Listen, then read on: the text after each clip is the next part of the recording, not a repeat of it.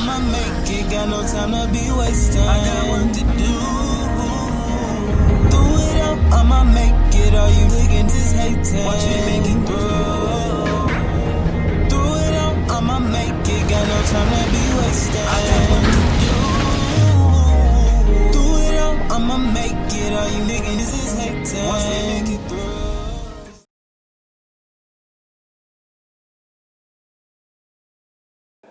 What's good, everybody? It's your boy James J. You are now watching your favorite podcast, Talking Shit About Shit, the podcast where we have fun, get lit, and thank God while we doing it.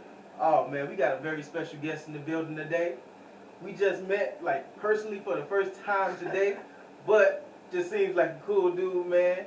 Engineer, musician himself, and I just want to say thank you for coming. First of all, I appreciate it. it's all good, man. We got Dionte in the building. What's good, man? What's going on, y'all? Y'all know what it is. Your boy Dionte. We in this. James hit me up. We definitely chatted in the DMs a couple of times, you know, and told me about the show.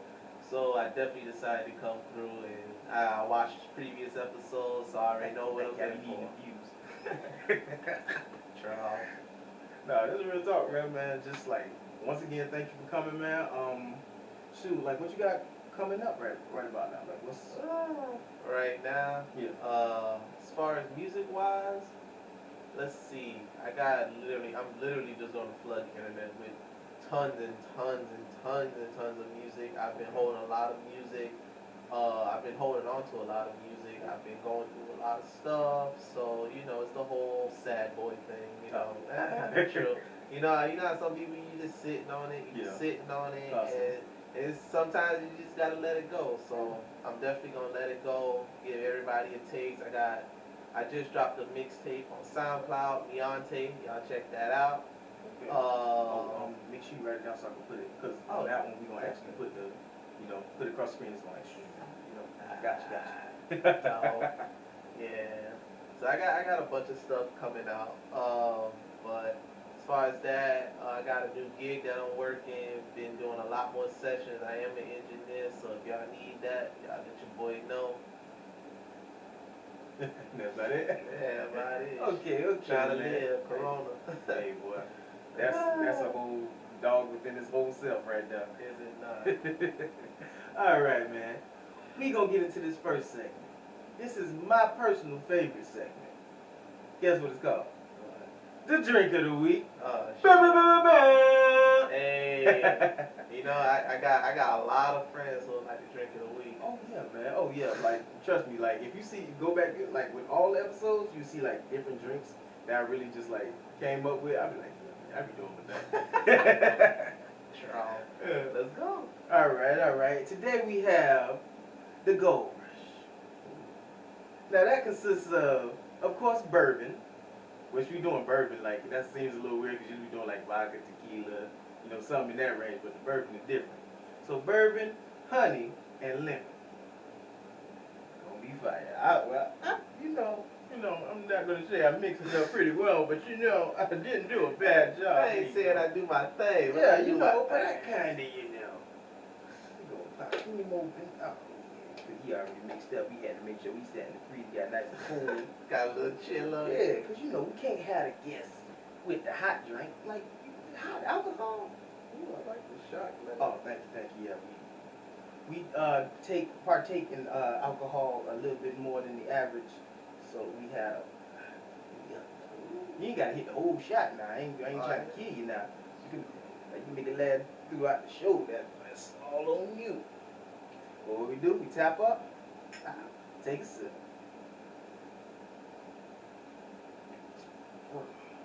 Woo! Right. Turtle, I know you in this bitch. Turtle, you'll fuck with this. I know my dog will fuck with this. Oh, is that one of my favorites? Oh yeah, you'll definitely fuck with this. Lego World, you'll definitely fuck with this. So you dig it? Oh yeah. This it right here. Put a little fire on your chest. Mm-hmm. Cause he's like sweet, but then he hot. It's like Oh, that's make you feel something. That's a vibe right there. Dude, that's what's up. Another successful drink. He might be coming to stores near you. This might be shit. Might be, here too. It's a hit right now. Thank you. All right. Since we got that out of the way, that was a success. We're gonna go ahead and go into the next segment. Woo. Go. And it's called, well, I gotta get the alcohol in you, let loosen you up, so maybe, get some sound bites that we can use now. Totally playing. As long as you give me a meme or two after the show. I got you. The show is called Talking Shit About Shit. So I want you to talk just a little, not a little bit, but a little bit of shit. Oh, I know how to talk some shit. Hey, ain't no problem. Shoot, let's go and get into the second segment, which is the guest spotlight. This segment is all about you, and it's basically asking you about your career and the state of hip hop in your mind. Oh. Yeah. My career. Yeah. Let's see. I've been doing music for about. I got the question. I was gonna. Oh, shit. My bad. I see you about to go into it. I'm just a guest, y'all. I ain't nobody. I'm just a nigga. No, I see you about to go into it. I seen the determined. You was going, hey boy. Nah, I really shit, been. I be in this shit. I got a lot of credentials. My name on a lot of shit. That's all. But I'm just a nigga. That was up. I'm just a nigga trying to get it out here. Nothing wrong with that. All right, first question. What's been the biggest obstacle you've had to overcome with the music? I would always say marketing. Marketing is probably one of the biggest things. Yeah. Because you gotta know who to market to, what you market in, you gotta have a product, and then on top of that, you gotta build some type of fan base. The building part is the easiest part, but everybody ain't gonna like everything you put out, even if it's top-notch quality. You got top-notch quality, top-notch lyrics, top-notch everything. The video could be on point, and you can just niggas might not fuck with it. He ain't eating all that good, so I don't need and then you throw out trash, and everybody jump on your dick like, yo, this is the best thing you ever did. Right. Throw out some 5-minute shit, now everybody like, bro, that shit was hard. I'm like, bro, you gotta understand how long it took me to write that shit. Nah. Well, not even write it, just literally freestyle. Oh, those are... Dude. But my thing is, trying so hard to always do something, simplicity is key. I've learned that from a lot of the bigger names that I work with, a lot of my mentors, a lot of other stuff. Like me, I noticed I try to always go in and be like, this gotta be this gotta be that, I gotta do it this way. And then somebody be like, yo, why don't you do this? And I'm like, nah. And then I end up like, you know what, let me do it. And I get better results, I get more results. So it's always simplicity is key. I try to keep it as simple as possible. People friend request me on Facebook just because we have the same name. Like I'll post something in a group or whatever. They be like, oh shit, your name Dionte too? Yes. Obviously. But yeah, hold on.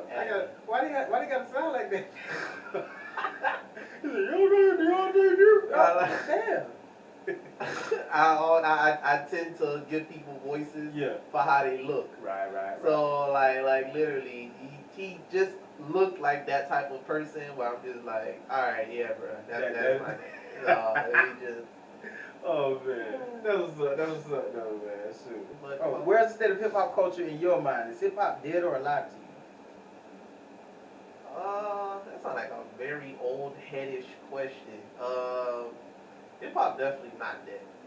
It's definitely not. I think it's always going to stem from the I call it the era issue, where the 70s hate on the 80s, the 80s hate the 90s, the 90s hate the 2000s. Like it's not really. Some people actually hate, but it's not really an hate. It's just a dislike where. Like you listen to a song and they're like, that ain't real music. If music is subjective, then what the hell is real? Is real subjective as well?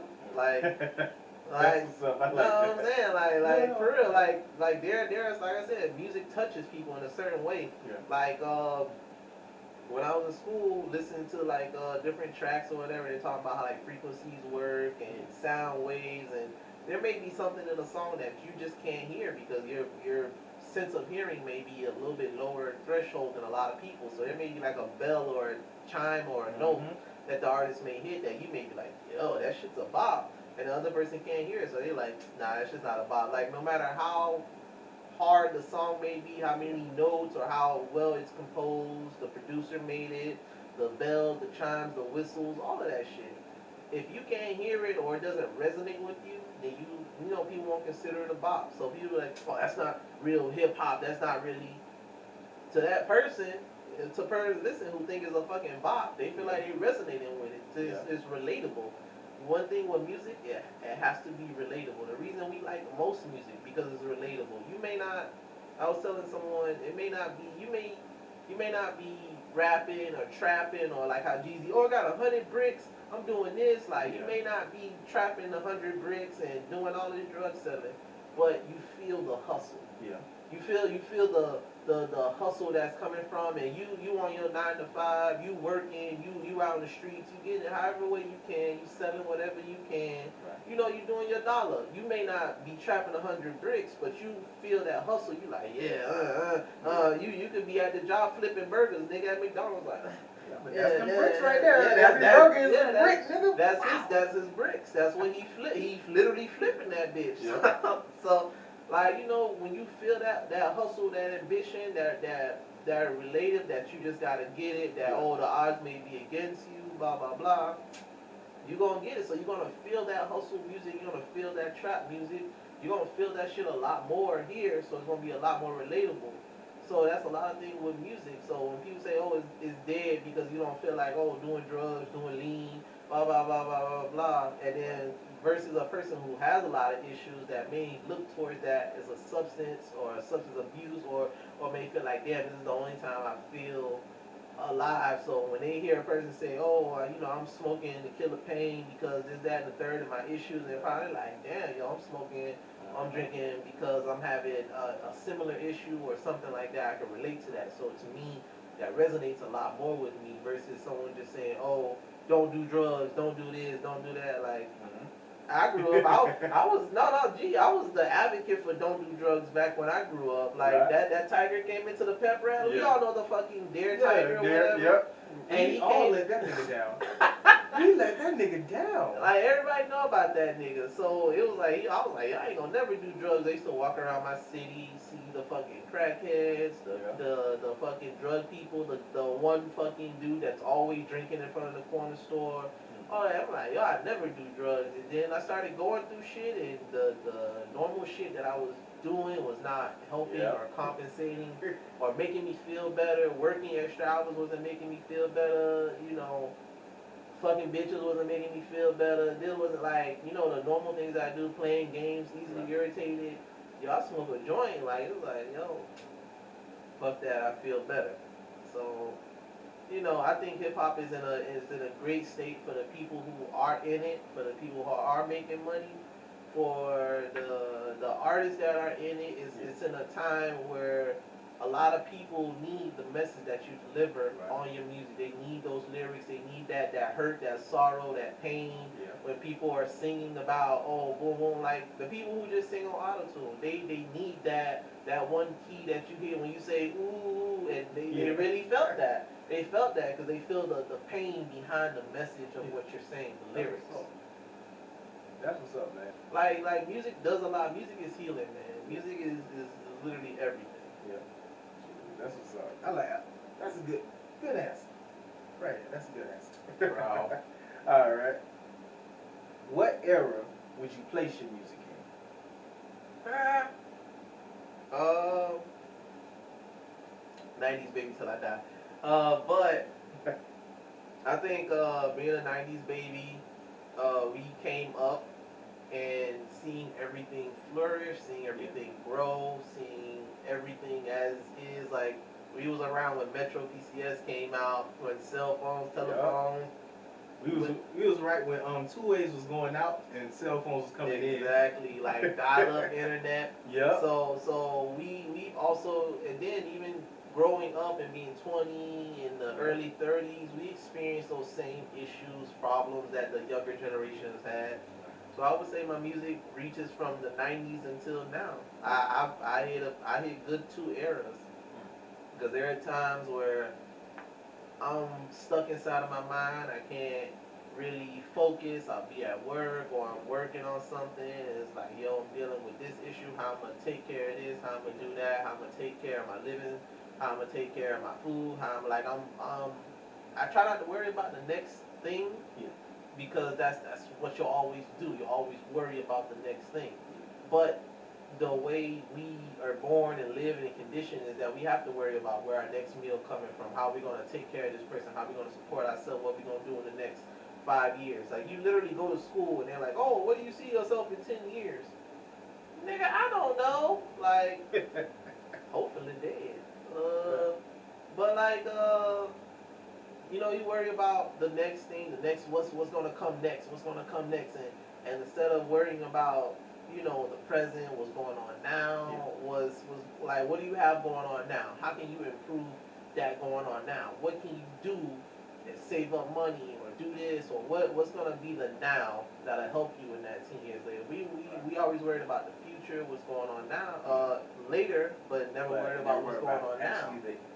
Yeah, because there are things that we can do that can help us for the future, but we choose to think of the later, or we try like instant gratification, like yo, if I do this and I get this, like people want results now because the way we were brought up, like dial up, like you had to literally wait to get on the internet, you had to wait to do this, wait to do that. And then now everything's like, oh, this is faster now. This is faster now. This is faster now. They got that 5G burning your face off.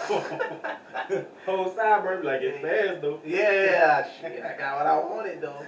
Like, you know, everything's so fast now. So people expect that same speed to be in their daily life and and how they live. They want that. They want 5G for their life. They want to go into stocks and put that $100 in right now and expect to be a millionaire when they wake up. Like, oh shit, let me sell all these stocks and become a millionaire. Like that's not how it works. Like even the stuff that we have now, you see how we had to get it. Like we had dial up and it got faster and it got fast. Like it was a process. It was a very long process before we got anything that we got now at whatever speeds. Yeah. And then now that we got it at whatever speeds, we still are not satisfied with that, because I remember it was like, damn, I ran out of data, now I gotta wait, and then it was like, yo, it's like 20 extra seconds, bro. Like you can't wait, like so. I remember, boy, you had to tell, hey, bro, call me back at 9. That's when my minute.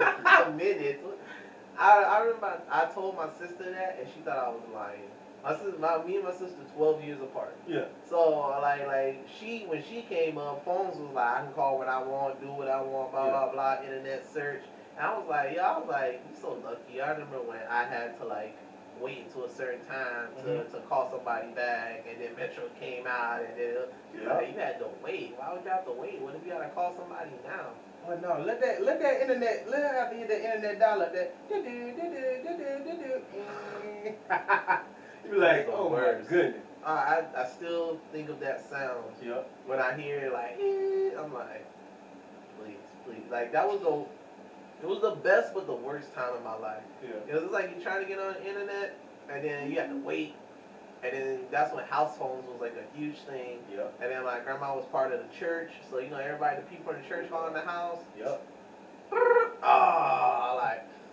And then she like, I gotta take this call. Why get internet if you always gotta take calls? Get a cell phone. Get something. Like, hello, my brother. Can I speak to you, Grandma? Yeah. It's Sister Green. Baby. Yeah. The old church DJs. Sister Green. They only gotta drag the words. Got to make sure that you understand that things are important. You know. They come and then they be like, you coming to church Sunday. Man, my nigga, I'm literally trying to. Where else am I gonna go? I'm trying to get on YouTube. It's a new thing, but I want to see what this new thing is about. I want to make my top 8 on MySpace, my nigga. Ain't it?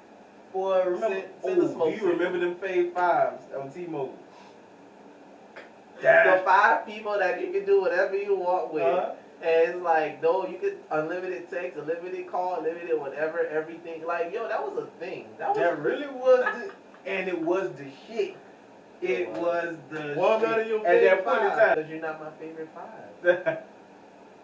The worst part, I like literally like I only have like 3 people in my favorite 5, and I just add two extra people. I'm like, I guess this person and that person, shit. Like I don't really talk to nobody. If I really need 5, I guess I can add y'all niggas. Yeah.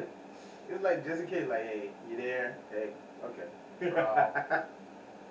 All right, man. We're going to go ahead and go into the next segment before we go down the whole nostalgia boulevard. I ain't trying to go all the way down there. Yeah, we don't want to bring y'all two back. Old niggas be like, Man. trial. All right, man. We're going to go ahead and go into the next segment. And this called Nigga. Yeah. Nigga. The devil. Nigga. Yeah, let's go. All right. Unfortunately, we got to talk about it because it's supposedly hot news. Cardi B and Offset are deciding to, split up after almost 3 years of marriage. My brother, what do you think of that? Black men don't cheat. Cause Offset is amigo, so he Mexican. So you don't count. He's Mexican. Yeah, count. No, but I think it's just another ploy or whatever. Yeah. I mean, she do got an album coming out. She got, they. It's usually when people come out with albums, it's always a controversial thing that's happening in their life that we, as the fans, the viewers, have to be a part of. Like Big Sean, one of my favorite artists. Yeah. And Detroit 2 dropped, and that shit is fire. But he had to deal with the whole Gene Aiko thing for like a hell of a long time. And then like when it was over, it was like, all right, cool. I'm about to come out. Let me bring her to this award show. Let me show y'all that we really still fucking with each other. Like Yeah. Okay. So, but like I don't know. You see a lot of people saying like, oh, she breaking up with him, it's a divorce, he keep cheating. It's a pandemic, nigga. How you cheating on your girl when you're supposed to be in the house? Man, Two. shoot. Hey, money change things. It ain't a pandemic when you got some money in your pocket. Alright, pandemic for poor people. Yeah. And that's real. That's really real, bro. Like even on the beach, like if you go on the beach, you gonna see rich motherfuckers on the beach right now because they know, okay, poor people are in the house. You said poor people. Yeah, poor people are. Rich people think we poor niggas, y'all. Yeah, that what it is. Poor niggas are in the house. So we're gonna come out here and walk on the beach. We're gonna be just fine. We don't have to worry about all the extra. All the extra and niggers. That's what they consider us. We don't have to worry about all the extra. We're gonna hit you with the big quote. The people who make under 25K in a year, the 25 to 30K people, that's y'all. And that's basically what they're saying. Like, all right, let's go ahead and get a fuck. Now we can go to the beach and I'm saying they not wearing damn masks, damn nothing. They all out in the open. Fuck a mask. They ain't even got that bitch in their bag or nothing. They don't care. And cops ain't. And the worst part, the cops riding by and ain't saying shit. That's how you know they rich. Or they white. Or at least white. Yeah. White people. Man, they're white. They're white. For all my non-colored friends. Yeah. Y'all know who I'm talking about. Shout out my boy John. Shout out. It's good. But like, definitely, with the whole Cardi B situation, I think people are just gonna blow it up until it's some, obviously she's gonna mention it in her album and her new songs, blah blah blah. She said she's going live to speak about it. I'm waving at everybody on my live. Y'all can't see them on the viewer thing, but I have my phone as well going live, so hey y'all. But people are gonna blow it up.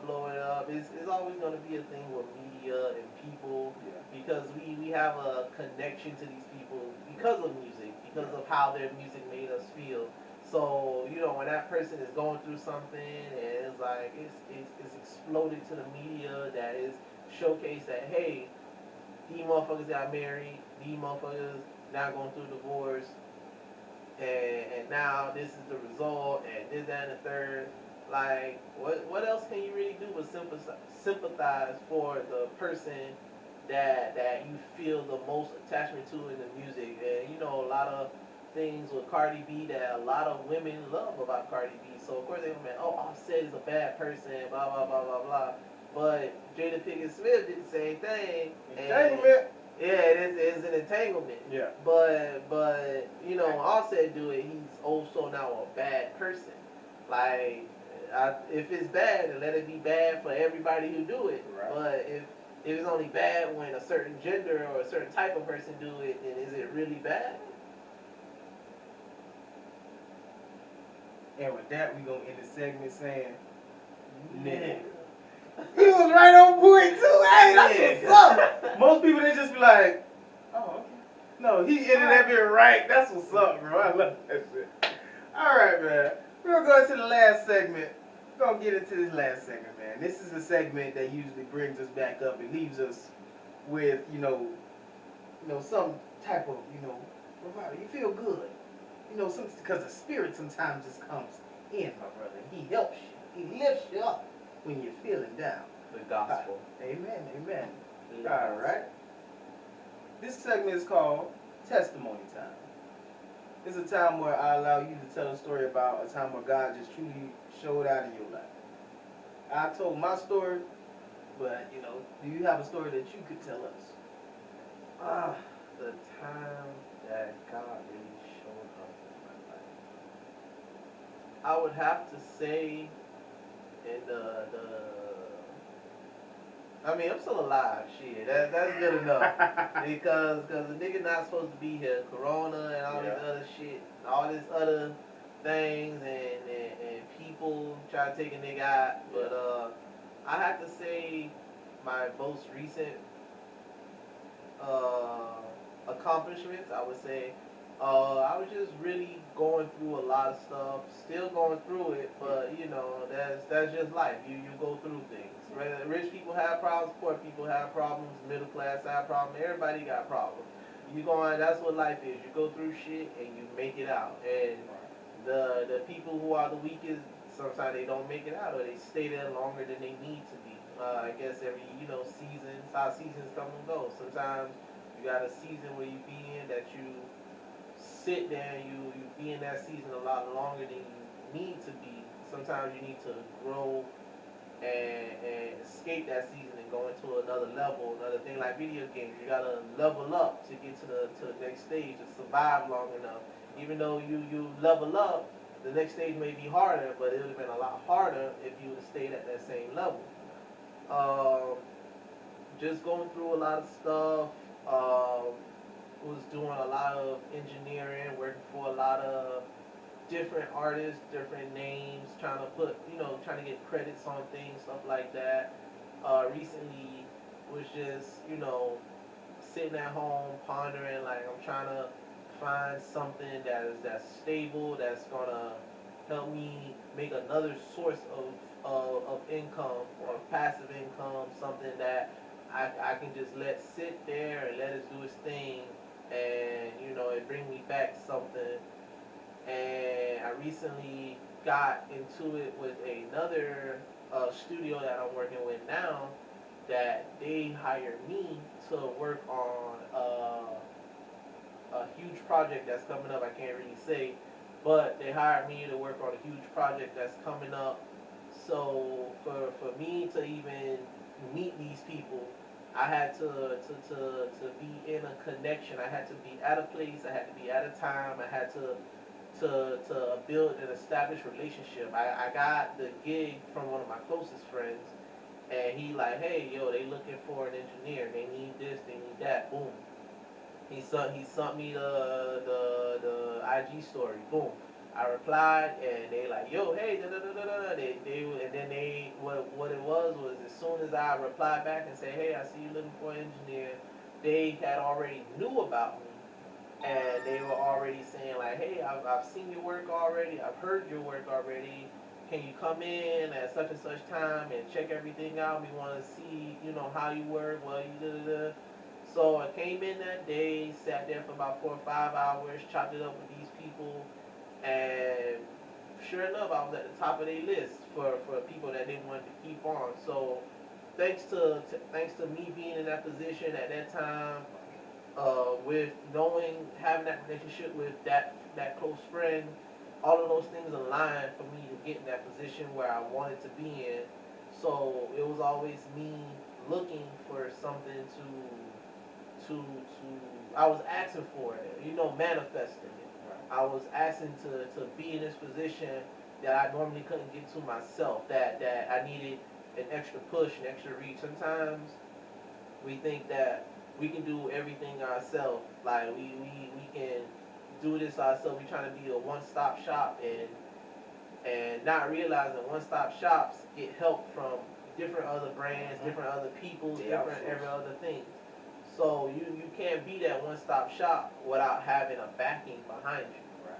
So because I had already built that relationship with one of my closest friends, that I've already put in the time, the work, the effort with my music, the fact that I've been engineering for oh so long, the fact that I got credentials, that I've worked with other, you know, popular artists, famous artists, such and such, that I was already even a bleep or a radar on their map for them to say, hey, we do know about you, we have heard about you, can you please come in, we definitely like to meet you in person and see, you know, actually meet you and see what type of person you are and see what type of work that you do to even come up on our radar. So that was one thing I can say that was really, I manifested, I asked for it, I pondered it, I slept on it, and it came to pass. So that's one thing. That's what's up. And with that, we end the segment by saying, God is real. God is real. Man. All right, man. That was another episode of Talking Shit About Shit. Dionte, I thank you so much for coming on, bro. Like, this was an awesome episode. I thank you for letting me come here. Oh, you're welcome, bro. Shit. Trust me, I got other shows. You think I'm playing? I got other shows that I'm gonna do. And you more than welcome, my nigga. Like, bring me back. I got you. Say less, bro. You gotta understand, bro. Like, I love doing this because I get to meet so many awesome artists like yourself, and it's like, bro, like, this is the way to network. Like, we both sitting down drinking and just talking shit. Talking shit about shit. Shit, come on. This is a beautiful thing, man. Beautiful thing. Before you go, man, please let them know all your social media, where they can find you at, just in case they need to hit you up. Oh, just in case, or y'all will hit me up, because that's the case. You can follow me on IG, of course, the most popular thing, at Dionte, DIONTE _213. And that's definitely where you can find me. If you need to find me on any other places, Dionte, last name McNeil, that's Facebook. And we can chat about anime, games, all that stuff. I'm literally a multi-talented person. I love speaking to you guys. I love speaking to every single one of you. Twitter, shit, I don't even know my Twitter handles. But that's okay. I'm gonna have him edit the video and put my Twitter handle there. No. All this shit gonna be on I see. All my shit gonna be on there. So y'all, but I'm telling y'all anyway, but all my shit gonna be on there. I'm gonna have a Snapchat, all that stuff on there for y'all. But I'm the most active on Facebook and IG because that's where all of my people at, and that's where I get the most love and I show the most love. Alright, man. Thank you again, bro. Got to say that, man. Bro. That was awesome. Alright, man. We welcomed you to the shit show. Now it's time for your ass to go. We out. Hey.